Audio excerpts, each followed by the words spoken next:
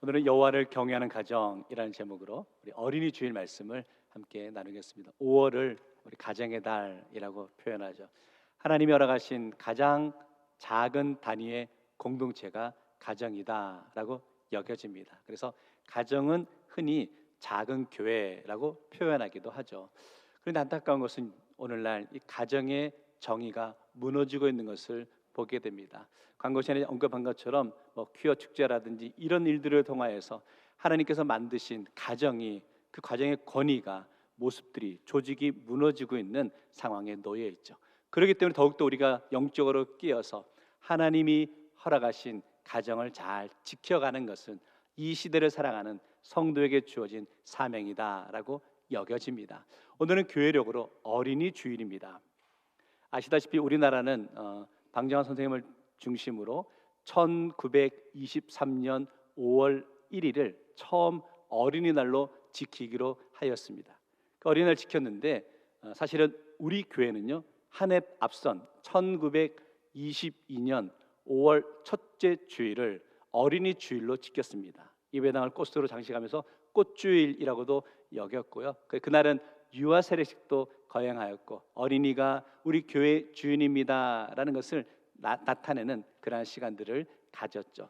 이 어린이 주일은 참 중요하다라고 여겨지고, 이 어린이 주일을 통해서 고백하고 싶은 것은 다음 세대가 우리 교회의 중심이고 소망임을 함께 깨닫고 고백할 수 있기를 원합니다. 그래서 이 시대를 살아가는 우리 교회를 섬기는 모든 성도들에게 이런 도전을 드리고 싶은데, 오늘 말씀을 통해 이 이야기를 하고 싶은데요, 다음 세대를 향한 비전, 다음 세대를 향한 말씀을 함께 나누었으면 좋겠습니다.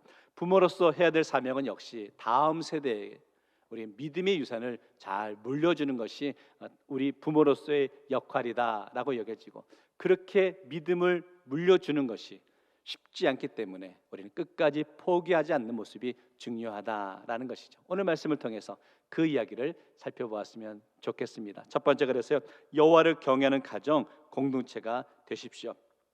우리 1절 말씀인데 같이 읽겠습니다. 시작. 여호와를 경외하며 그의 길을 걷는 자마다 복이 있도다.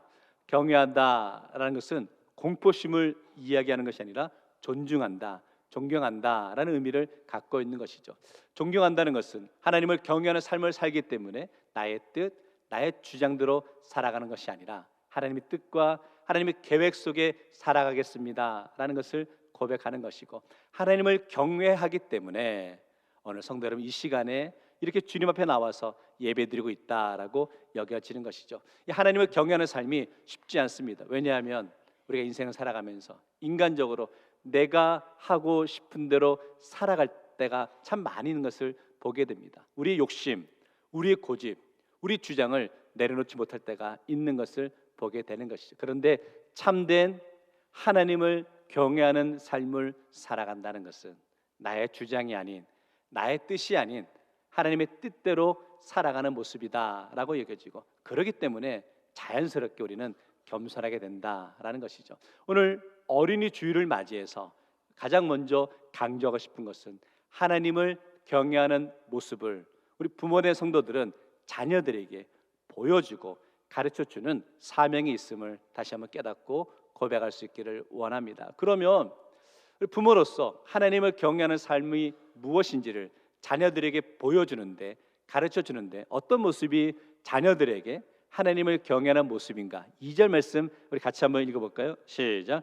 내가 내 손이 수고한 대로 먹을 것이라 내가 복되고 형통하리로다. 여기 보니까 내 손이 수고한 대로 먹을 것이라, 이걸 좀 더 쉽게 표현해 보면 그겁니다. 내가 진실되게 살아간다는 거예요. 내가 성실하게 살아갔을 때 얻어지는 결과로 삶을 살아가는 모습을 보이라는 거예요. 그것이 복되고 형통한 인생이다라는 것을 설명하고 있죠. 그럼 성도 여러분, 한번 질문 드려보겠습니다. 여러분이 내 손이 수고한 대로 먹을 것이다 라는 이 고백에 아멘으로 화답하십니까? 우리가 진심으로 아멘을 고백하지만 솔직히 선뜻 아멘이 되지 않을 때가 있는 것이죠. 내 손에 수고한 대로 먹고 살아가는 인생이 아닌 것처럼 여겨질 때가 있는 거예요. 심은 대로 거둔다 그러는데 그렇지 않을 때가 있는 것을 보게 됩니다. 세상 사람들은 내 손의 수고가 아니라 남을 속이고 또 나쁜 방법을 통해서 오히려 더 잘 사는 모습처럼 보여줄 때가 있는 거죠. 혼란스러운 시대 속에 우리가 살아가고 있는 것을 보게 됩니다. 그럴 때 우리 믿는 성도의 모습은 그럼에도 불구하고 내 손에 수고로 얻어진 그 모습을 통해서 살아가야 된다라고 여겨지고, 믿음의 삶을 산다는 것은 부모로서 그 모습을 자녀들에게 가르쳐주고 보여주어야 된다라는 것을 여기게 되는 것이죠. 성도 여러분, 결국 믿음의 부모로서 자녀 세대에게 보여줘야 되는 것은요, 신앙 안에서 내 손이 수고한 대로 먹고 사랑하는 인생임을 보여줄 수 있는 우리 모든 부모가 되시기를 주의 이름으로 축원합니다. 저는 그런 모습에서 우리 교회 어르신들이 참 귀한 삶을 사셨다라고 여겨집니다. 간혹 우리 어르신들 신방을 하게 되면 하신 표현 가운데 이런 표현들을 하십니다. 목사님, 저의 일생은 정말 자녀를 위해서 수고하고 헌신한 삶을 살았습니다 라고 하는 거예요. 자녀 세대에게 조금이나마 더 많은 것을 베풀기 위해서 희생하신 우리 어르신들의 그 수고, 헌신 참 귀하다라고 여겨지고, 분명한 것은 우리 어르신들의 그 수고와 헌신을 여러분의 자녀들이 분명히 기억하고 있음을 고백할 수 있기를 원합니다. 저희 가정에서 저희 자녀들이 어린 시절이었습니다. 평소에 가보지 못한 식당인데 우리 가정이 가게 되었죠. 성도님의 섬김을 통해서 그 식당을 가게 되었는데, 제가 이제 음식을 주문하고 난 다음에 대뜸 저희 아들이 저에게 이렇게 물어보는 겁니다. 아빠, 우리 이런 데 와도 돼? 이런 거 먹어도 돼? 이렇게 물어보는 거예요. 평소에 와보지 못한 곳이었거든요. 제가 웃으면서 괜찮아 라고 그렇게 대답했죠. 그때 들었던 생각은 뭐냐면, 아이들이 어리지만 그래도 부모의 형편과 우리의 사정을 알고 있구나 라는 것을 깨달았어요. 사랑하는 어르신 된 성도 여러분, 여러분의 일생에서 여러분의 손의 수고로 여러분의 자녀를 키우고 믿음으로 양육한 것이 우리 자녀들이 분명히 기억하고 있음을 믿기 때문에 여러분의 인생은 복되고 형통한 인생인 줄 믿습니다. 그리고 복되고 형통한 인생을 우리 다음 세대, 우리 자녀들에게 심어 주어야 되잖아요. 우리 믿음의 삶을 살아가며 심어 줘야 되는데, 결국은 우리가 복되고 형통한 인생의 중심은 신앙이다라고 여겨지는 것이죠. 부모의 신앙을 자녀들에게 물려줄 수 있는 것처럼 가장 소중한 것이 어디 있겠습니까? 형통의 의미에 대해서 국어사전에는 형통을 이렇게 설명하고 있더라고요. 온갖 일이 뜻과 같이 잘 되고 번영함. 쉽게 말하면 내가 하고 싶은 대로 다 이룰 수 있는 것이 형통이다라고 생각한다는 거죠. 그러나 적어도 신앙인의 삶에서는 그런 모습이 형통이 아니라는 거죠. 성도의 삶에서의 형통은 이런 것이죠. 성경에서의 형통은 하나님이 함께 하신, 하나님과 동행하는 인생이 형통의 인생이다라고 여겨지는 것이죠. 그러면 성도 여러분, 지금 여러분은 형통의 삶을 살고 계십니까? 지금 여러분은 하나님과 함께 하십니까? 지금 여러분은 하나님과 동행하는 인생을 살아가고 계십니까? 그러나 우리의 고민은 무엇입니까? 하나님과 함께하고 하나님과 동행하는 삶을 산다고 하지만 여전히 우리 인생 가운데 절망과 연약함과 속상함이 있다는 것이죠. 성경에서 형통의 삶을 보여준 인물을 이야기하라면 가장 대표적인 인물은 역시 요셉이다라고 여겨집니다. 요셉은 형들에 의해서 애굽의 노예로 팔려가게 되었죠. 그곳에서 보디발의 아내 모함에 의해서 억울하게 감옥에 갇히게 되었습니다.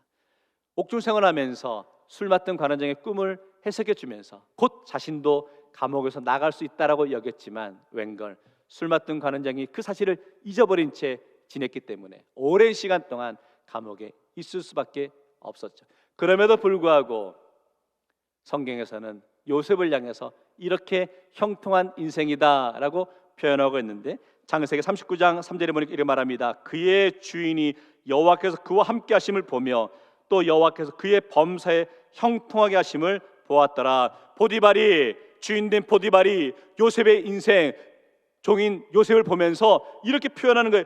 여호와께서 그와 함께 하심을 보았다는 거죠. 그러면서 여호와께서 그의 범사에 형통하게 하심을 보았더라. 성도 여러분, 우리가 볼 때는 형통하지 않은 인생이었는데 보디발이 보니까 하나님과 함께하는 인생이기에 그의 인생은 형통한 인생이다 라는 것을 고백하고 있는 것이죠. 성도 여러분, 세상을 쫓아가는 인생이 아니라 하나님을 신뢰하는 인생을 살아가는 성도 되십시오. 그것이 형통한 인생이라는 거예요. 그 모습을 우리 자녀들에게 보여줄 수 있어야 된다라는 거죠. 그런 삶을 살아갈 때 하나님께서 믿음의 가정을 끝까지 지켜주시고 인도해 줄 믿습니다. 이 의미를 조금 넓혀보았어요.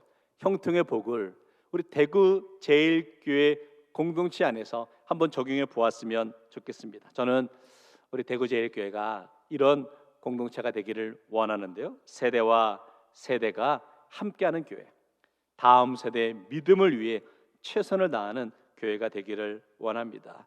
이 사명은 부모 세대인 우리가 결코 포기할 수 없는 모습이다라고 여겨지고, 우리 교회는 오늘 본문의 표현으로 바꿔보면 우리 교회는 하나님이 함께 하시는 교회라는 거예요. 믿으십니까? 아멘. 그래서 우리 교회는 형통한 교회라는 겁니다.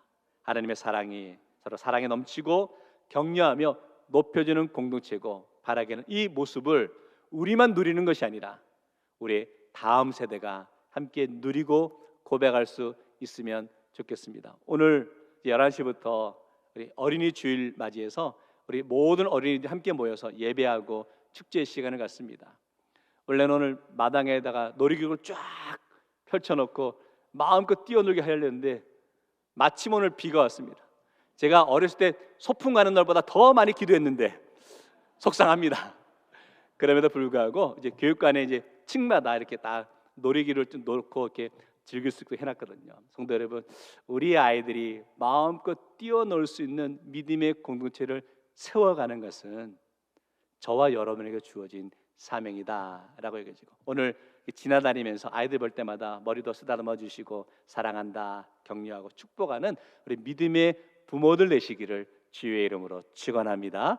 두 번째는요, 여호와를 경외하는 가족은 가족 간에 서로 사랑하고 존중합니다. 이 표현은 이거예요. 자녀만 부모를 존경하고 존중한다 이게 아니라 부모도 자녀를 존경할 수 있어야 된다라는 의미를 담고 있거든요. 우리 3절 말씀 같이 한번 읽어볼까요? 시작. 내 집 안방에 있는 내 아내는 결실한 포도나무 같으며 내 식탁에 둘러앉은 자식들은 어린 감람나무 같으리로다. 아멘. 자, 보니까 아내가 나오고 자식이 나옵니다. 누구는 빠졌습니까? 누가 빠졌어요? 남편이 빠졌어요. 왜 남편이 빠졌을까? 남편이 문제라는 거겠죠.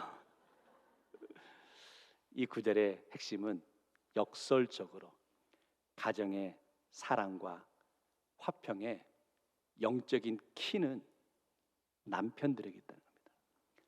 아버지에게 있다는 거죠.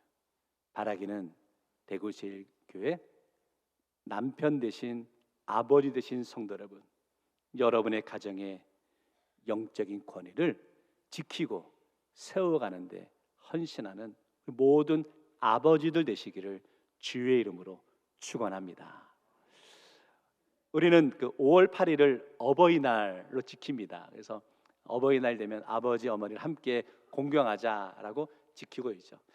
미국에는 그 어머니 날과 아버지 날이 분리되어 있습니다.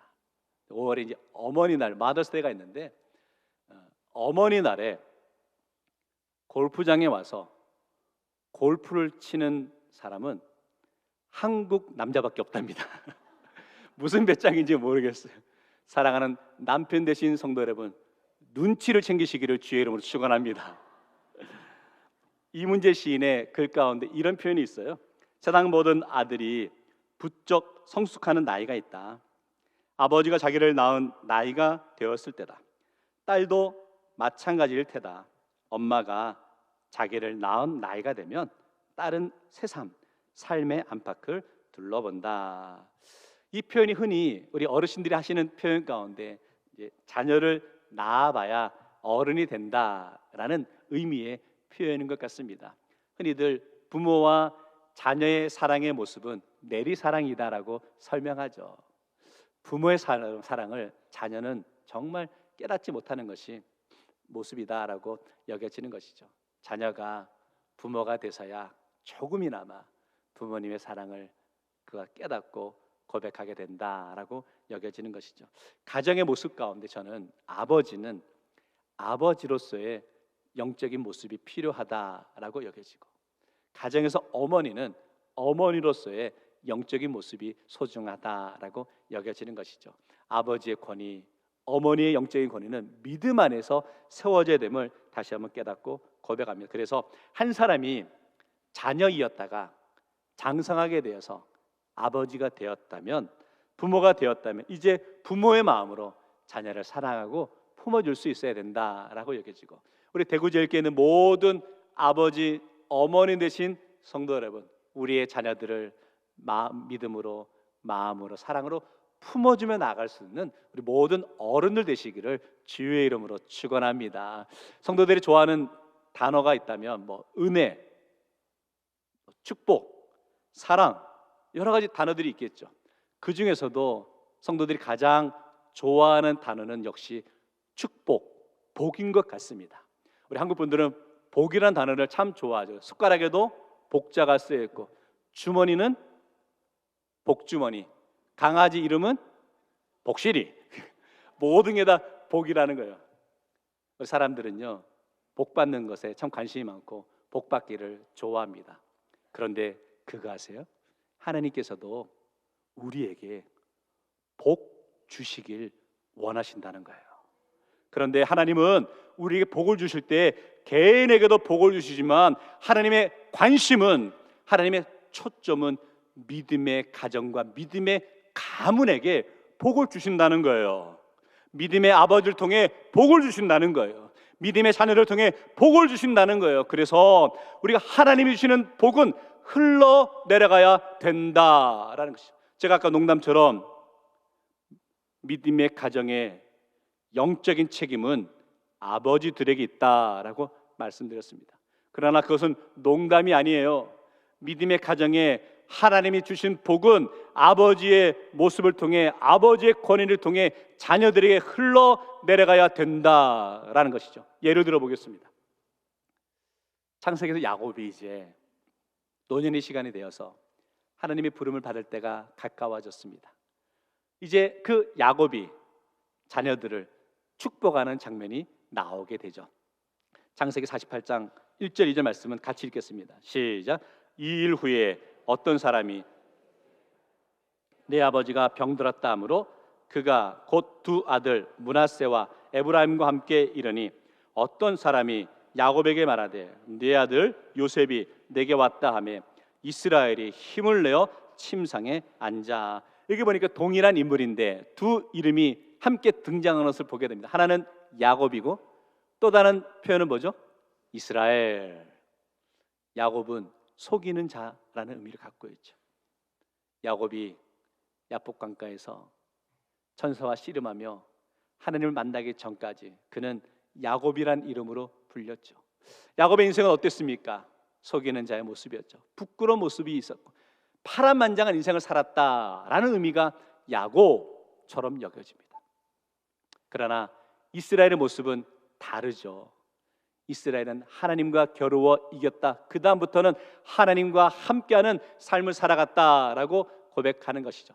그런데 놀라운 것은 다시 비춰주시면 1절에 비춰주시면 야곱이 병들어 누워 있을 때는 야곱이라고 표현하고 있습니다. 그런데 그 야곱이 그 자녀를 축복하기 위해서는 그가 일어나 앉았다라고 표현하고 있는 거예요. 이스라엘이 힘을 내어 침상에 앉았다라고 표현하고 있는 거죠. 성도 여러분, 믿음의 아버지, 어머니 되신 성도 여러분, 여러분이 여러분의 자녀를 축복하는 것은 여러분의 이 치열한 인생 속에 쓰러져 버린 야곱의 모습으로 축복하는 것이 아니라 하나님과 겨루어 이겼고 하나님과 함께하는 이스라엘의 이름으로 자녀를 축복하고 있음을 기억하십시오. 우리가 인생을 살아가면 우리도 야곱처럼의 순간을 맞이하게 될 때가 있죠. 쓰러지기도 하고 속상하기도 하고 넘어질 때가 있습니다. 힘들죠. 어렵죠. 그럼에도 불구하고 하나님이 우리에게 주신 영적인 권위는 우리를 통해 자녀 세대에게 복을 내어주는, 심어주는 이스라엘의 사명을 주셨다는 거예요. 우리 이 사명을 깨닫고 고백하며 나갈 수 있는 우리 모든 성도 되시기를 주의 이름으로 축원합니다. 우리가 자녀를 키울 때 가지고 있는 생각 가운데 이렇게 생각하면 좋겠어요. 자녀는 내 뜻대로 키우는 것이 아니라 하나님께서 키워주신다라고 고백할 수 있기를 원합니다. 그거 아시죠? 자녀에 대해서 기대가 크면 클수록 무엇도 큽니까? 실망도 크죠. 아이들이 어렸을 때부터 아빠, 엄마 하다가 또 숫자도 구구단도 빨리빨리 외우고 하면 야, 이제 드디어 우리 가정에 수제가 태어났구나 하지만 조금씩 자라나면서 점점 실력이 드러나기 시작하죠. 그럼 속상합니다. 안타깝습니다. 그래 성도 여러분, 적어도 성도의 신앙 고백 가운데 하나는 뭐냐? 성도는 우리 자녀를 하나님께 맡기는 겁니다. 맡길 때 하나님이 키워주시고 책임져 주심을 고백할 수 있기를 원합니다. 출애굽기 2장에 보면 이제 모세가 태어나게 되죠. 근데 모세가 태어났을 때 부모가 모세를 숨겨서 키웁니다. 더 이상 키울 수 없게 되었을 때 모세의 부모는 이 모세를 나일 강가에 띄워 보내는 상황이 나오게 되죠. 그 장면을 출애굽기 2장 3절 말씀이 이렇게 말하는데 더 숨길 수 없게 되며 그를 위하여 갈대 상자를 가져다가 역청과 나무 진을 칠하고 아기를 거기 담아 나일 강가 갈대 사이에 두고 모세의 부모가 모세를 더 이상 양육할 수 없게 되었습니다. 그래서 그들이 선택할 수 있는 것이라곤 갈대 상자를 만들어서 나일 강에 띄우는 것밖에 할 수 없었죠. 불안하겠죠.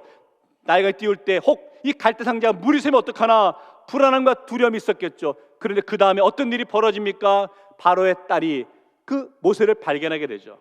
모세를 키우게 된 것을 보게 됩니다. 또 다른 불안함이 있죠. 아, 이방인의 손에 들어갔으니 하나님의 자녀인데 하나님의 말씀과 믿음으로 키우지 못하고 이방인에 키워준다면 우상을 섬기는 자가 되면 어떡하나라는 불안함이 있겠죠. 그런데 하나님께서는 하나님의 방법으로 모세의 어머니였던 요게벳을 모세의 유모로 붙이게 되죠. 누구보다 더 믿음 안에 자라게 하는 것을 보게 됩니다. 성도 여러분, 깨닫는 게 있습니다. 하나님께 맡기면 하나님이 우리의 자녀를 키우신다는 겁니다. 책임져 주신다는 겁니다. 지금은 비록 우리의 자녀들이 하나님의 곁을 조금 멀리 떠나 있는 것 같고 신앙생활에 소홀한 것 같아 속상하지만 우리가 하나님께 맡기고 나아갔기에 하나님이 우리의 자녀를 책임져 주시고 붙잡아 주심을 믿고 나아갈 수 있는 성도들 되시기를 주의 이름으로 축원합니다. 자, 그러면 우리가 하나님께 자녀를 맡겼잖아요. 그러면 이제 우리는 뭘 해야 될까? 아무것도 안 하면 될까? 그거 아니죠. 하나님께 맡긴 우리는 이제 그 자녀를 위해서 기도하셔야 된다라는 거죠. 사도 바울은 영적으로 나은 디모데를 생각하면서 늘 그를 향해 그를 기억하며 이렇게 고백하고 있는데 디모데후서 1장 3절 말씀은 같이 읽겠습니다. 시작. 내가 밤낮 간구하는 가운데 쉬지 않고 너를 생각하여 청결한 양심으로 조상적부터 섬겨오는 하나님께 감사하고 말씀을 읽으면 밤낮 간구했다. 뭐 했다는 거예요? 쉬지 않고 기도했다. 부모의 사명은 자녀를 위해 쉬지 않고 기도하는 것이다 라고 여겨지는 것이죠. 부모와 자녀가 성장해서 떨어져 있지만 항상 부모는 자녀를 기억하며 기도해야 되는 사명이 있다라고 여겨집니다. 사랑하는 부모 여러분, 여러분께서 간절히 간구했던 자녀를 위한 그 기도는 결코 헛되지 않음을 믿으시기 바랍니다. 우리 곁을 떠나 있는 자녀들이 그들의 인생 가운데 삶을 살아가다 보면 그들도 역시 인생의 어려움과 고난과 절망과 속상함과 낙심의 순간을 맞이하게 될 때가 있겠죠. 그런데 저는 우리 자녀들의 인생 가운데 속상하고 어려운 상황에서 이런 고백을 했으면 좋겠습니다. 내가 지금 속상하고 힘든데, 어려운 순간인데, 지금 이 순간 우리 아버지가, 우리 어머니가 나를 위해 기도하고 계신데, 이 고백이 여러분의 고백되기를 주의 이름으로 축원합니다. 여러분의 눈물의 기도 결코 헛되지 않다는 거예요. 반드시 우리 기도를 통해 우리 자녀들이 하나님의 은혜 가운데, 하나님의 사랑 가운데 잘 자라게 되고 성장하게 될 줄 믿습니다. 그래서 바라기는 우리 대구 제일교회는 하나님께 맡기고 나아갈 때 우리 자녀들이 어떤 상황과 형편 속에서도 형통케 하여 주셔서 하나님 우리 베푸신 복이 우리 자녀들 세대로 흘러내려가는 은혜의 공동체가 되기를 주의 이름으로 축원합니다. 말씀 정리하겠습니다. 믿음의 가정을 이루어가야 합니다. 제가 작년에 이제 부임하기 위해서 1월 말에 미국에 오게 되었죠. 제가 2월 첫 주에 부임하기 위해서 왔을 때 첫날 이제 대구에 오기 전에 대전에 들려서 부모님께 인사드리고 하룻밤을 자고 그 다음 날 이제 대구로 오게 되었습니다. 하룻밤 자고 그 다음 날이 되었는데 부모님께서 이제 가정 예배를 드리자라고 하셨습니다. 가정 예배를 드리자 그럴 때 너무 감격스러웠어요. 어린 시절 부모님과 함께 드렸던 그 가정 예배의 순간이 떠오르는 거예요. 그래서 가정 예배를 드리면서 너무 감격스러웠는데, 이제 가정 예배를 드리면 찬송을 부르잖아요. 보통 제가 어렸을 때 불렀던 찬양이 찬송가 301장이었습니다. 지금까지 지내온 그 찬양에서 저는 당연히 그 찬양을 부를 줄 알았는데 저희 아버지께서 최근에 좋아하시는 찬양이 바뀌었다는 거예요. 그러면서 이 찬양을 부르자 그런데 찬송가 40장 찬양이었습니다. 찬송으로 보답할 수 없는 큰 사랑이라는 찬양이었어요. 속으로 생각했죠. 좀 의외다. 이런 찬양을 가정 예배 때 부르나? 라고 얘기했어요. 그런데 찬양을 불러가면서 왜 이 찬양을 부르자 하셨는지 제가 알았어요. 2절 가사에 이런 가사가 있습니다. 우리 받은 주님 은혜 한량 없도다. 주님께 영광 할렐루야. 기쁜 찬송 부르면서 천국 가겠네. 주님께 영광 할렐루야. 3절에 보니까요, 잠시 후에 우리 모두 주를 보겠네. 주님께 영광 할렐루야. 영광스러운 보좌 위에 거룩하신 주 주님께 영광 할렐루야. 제 마음에 들었던 고백은 그겁니다. 이 어르신이 지금 천국 소망 품고 살아가시는구나. 근데 천국 소망을 품은 이 찬양이 너무 씩씩합니다. 후렴이 이렇게 고백하는데요. 하나님의 자녀여 크게 찬송 부르며 밝고 거룩한 길로 기쁨으로 나아가 주의 보좌 앞으로 속히 들어가겠네. 주님께 영광 할렐루야. 천국 소망을 품고 살아가는 성도의 삶이 어떠해야 하는지를 고백할 수 있었다는 거죠. 먼저는 우리 대구지역교회 어르신 되신 성도 여러분, 우리 모두 천국의 소망을 품은 성도답게 살아가기를 주의 이름으로 축원합니다. 그러게 당당하십시오. 기쁨으로 살아가십시오. 행복하십시오. 사랑합니다. 그리고 바라기는 여러분의 그 당당함과 그 믿음을 여러분의 자녀 세대에 잘 전하며 나갈 수 있는 우리 모든 어르신들 되시기를 주의 이름으로 축원합니다. 내일부터 우리 홍보출판부에서 주관해서 전교인 가정예배 캠페인을 펼칩니다. 너무 아름답게 또 귀하게 책자를 만들어 주셨어요. 가정은 신앙이 시작되고 자라는 자리입니다. 부모와 자녀가 한 상에 둘러앉아서 찬송을 부르고 말씀을 나누고 삶을 고백할 수 있다는 건 너무나 소중한 일이다라고 여겨지고, 특별히 어린 자녀를 두신 부모들이 계신다면 이 가정 예배 시간을 통해서요, 부모님의 믿음이 자녀들에게 전달되어지는, 심어지는 은혜의 시간 되시기를 주의 이름으로 축원합니다. 그래서 우리 자녀들이 정말 이 가정 예배를 드리면서 아름다운 신앙의 추억으로, 은혜의 추억으로 기억되기 원합니다. 혹시 자녀들이 장성해서 이제 부모 곁을 떠나고 우리 어르신들만 계신 가정이 있으십니까? 그렇다면 더 열심히 이 가정 예배에 열심을 내십시오.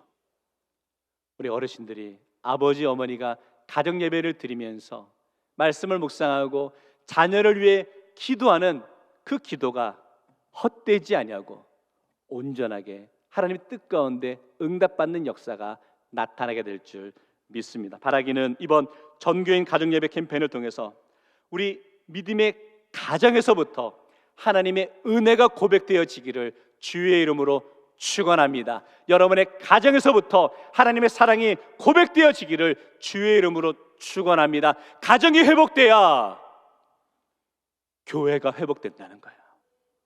가정에 하나님의 은혜가 넘쳐야 교회 공동체가 은혜가 넘칠 수 있다는 거죠.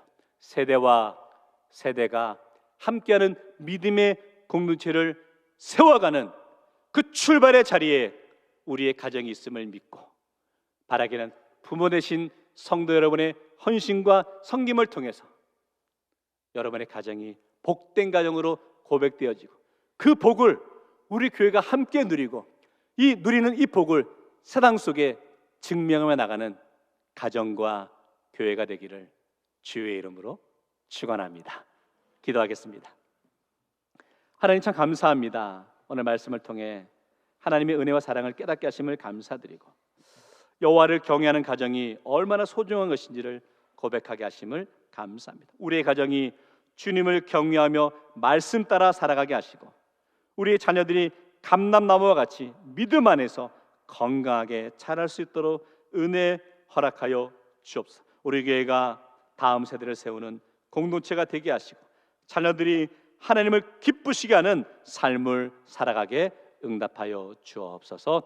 예수님 이름으로 기도하옵나이다. 아멘.